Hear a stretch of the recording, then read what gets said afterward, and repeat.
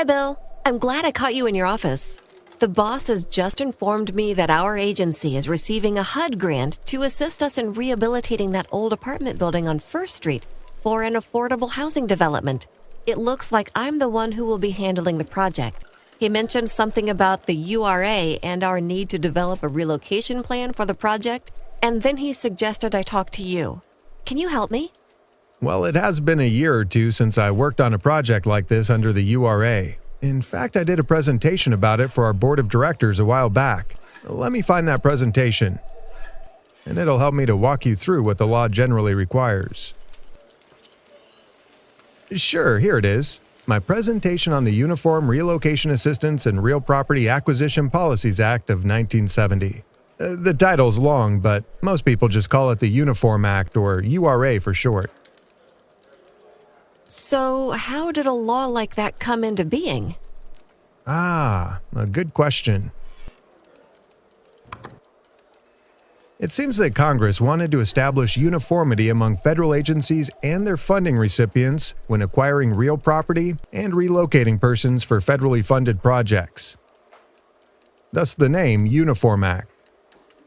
A key objective of the URA is fair and equitable treatment of those who are impacted by the project. The URA rules generally apply whether it's a federal agency buying the property or a local agency like ours using federal funds for acquisition, rehabilitation, or demolition activities. If there's federal money in the project, then the URA likely applies, although there are some limited exceptions. And one important thing to keep in mind is that even if the federal funds are not used specifically to fund these activities, the URA rules may still apply. Oh, so that would include a lot of projects and potentially a lot of situations. Yes, I think that might have been the intent of Congress when they passed the law. And it goes beyond just affecting how you buy property. It also provides relocation assistance and payments to people who must move permanently or temporarily because of the project. This includes owners, tenants, and businesses. This provision was intended to lessen the project's impact on existing occupants. It assures that they'll receive fair and equitable treatment. This is great, Bill, but I need to take some notes.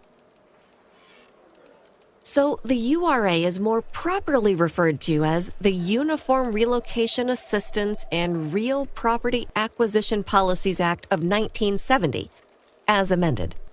It was intended to encourage amicable agreement with owners for the purchase of property and assure that owners and occupants are well informed throughout the process. I think you mentioned fairness and consistency as being important.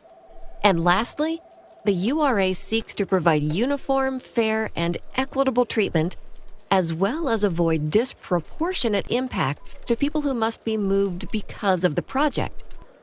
It accomplishes this through written notices, advisory services, and payments.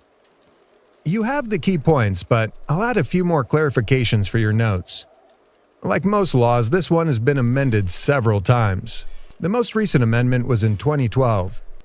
And keep in mind that the URA has specific requirements based on whether an acquisition is involuntary, under the threat or use of eminent domain, or voluntary.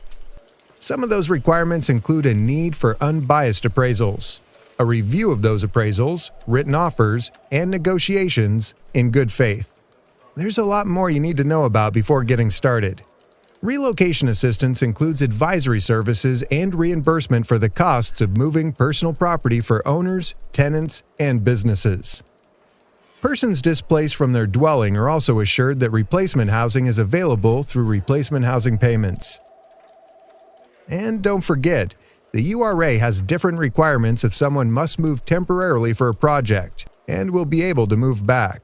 Well, what type of projects would typically require our agency to follow the URA? First, remember we said that generally, acquisition, rehabilitation, or demolition for a federally funded project requires us to follow the URA. There's a long list of URA projects we have completed, but it includes our recent CDBG-funded water and sewer line improvement project, the home-funded first-time homebuyer assistance program, and the home-funded acquisition and demolition of the old motel on 2nd Ave for new construction of affordable housing.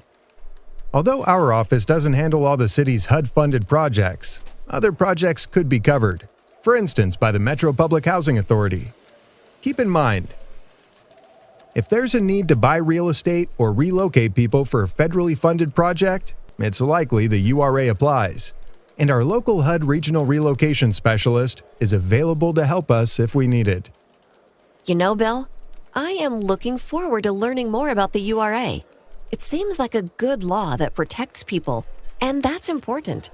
It sounds challenging, and I am up for the responsibility of project oversight.